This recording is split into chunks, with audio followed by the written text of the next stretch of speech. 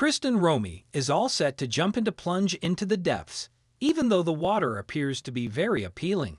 Right above her head is a big hint about why she's encountering this. Hello viewers! Today, we're going to talk about what divers discover underwater. This is a pyramid that's been around for 2,300 years. But before we start, make sure to subscribe to our channel and press the bell icon for regular updates. Let's get started. There is a pyramid in this region of the north of Sudan, and it is both a memorial to a long-dead ruler and a sign of a kingdom that once ruled much of northern Africa. When Romy and her co-worker get to their location, they make an incredible discovery. A guy is laying unconscious underneath the pyramid, but he is not just any man. In this location, over 2,000 years ago, the body of a pharaoh from Nubia was laid to rest. Now, an archaeologist who has been educated about Romeo descends a pair of stairs that have been carved into the rock. She just takes a little canister with her in case she needs air. At the bottom of the stairs, Pierce is currently waiting for Romy to arrive. Paul Kriesman, who is also an archaeologist, is a recipient of financial support from National Geographic. He welcomes his co-worker and tells him it's really deep today. In the first chamber, Kriesman won't be able to move because he'll be submerged in murky water up to his chest already. It's only been a few weeks since Kriesman made his initial discovery within Nastison's tomb. Now, both he and Romy will descend into the three chambers together in order to investigate a coffin that appears to have been there for a considerable amount of time.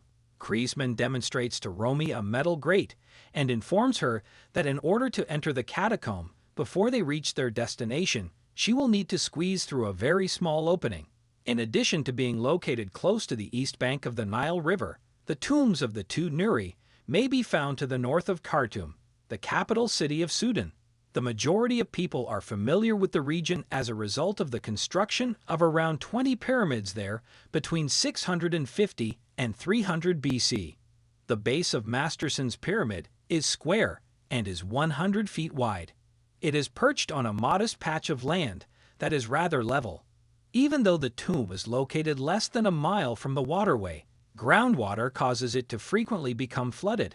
Pyramids hold a highly significant place in history since they were used to bury the kings and queens of the Kushite civilization. Following the collapse of the New Kingdom, these black pharaohs took over as the rulers of Egypt and established themselves as the first emperors. On the other hand, as time went on, they became increasingly significant. Around the year 760 BC, a group of people known as the Kushites attempted to conquer and control all of Egypt. The majority of the five black pharaohs' ideas originated at various points in history. There is a possibility that King Taharka was the very first person to be laid to rest at Nuri. It is still the largest pyramid in the vicinity that he built, even after Kush had been buried by the sands for a considerable amount of time. Taharka's descendants continued to use the place as a burial ground. In order to investigate Taharka's burial site, Reisner traveled to Nuri at the turn of the 20th century. Additionally, the Egyptologist created maps of the other buildings in the vicinity of the site. In addition to that, he discovered something significant at the location: the presence of Nile water in the groundwater. Because of this, it would be difficult to examine the site anymore. Before 2018, Sudan had never attempted underwater archaeology, so an experienced archaeologist concentrated their attention on Nuri. Reisner does not come close to Kriesman in terms of the amount of work and knowledge he has accumulated in the field of underwater archaeology. The majority of Kriesman's work has been carried out in Thebes as well as in the Valley of the Kings. Because of his work, he has even been honored with accolades from the Royal Geographical Society. When Kriesman arrived at Nuri, he visited the tomb of Nastison, who ruled Kush from 335 BC to 315 BC. Kriesman was there to look at the grave, due to the fact that he was the final emperor to be interred at that location. Nastison was given the least desirable plot of land. The fall of the Napaean culture coincided with a shift in the center of Nubian authority to the north. When an Egyptian king by the name of Kabash attacked Kush, Nastison's leadership was clearly demonstrated. The Kabash did not fare any better than the others in the ambush. the Nubian armies triumphed over him and his people, stealing a significant amount of their treasure and naval forces in the process.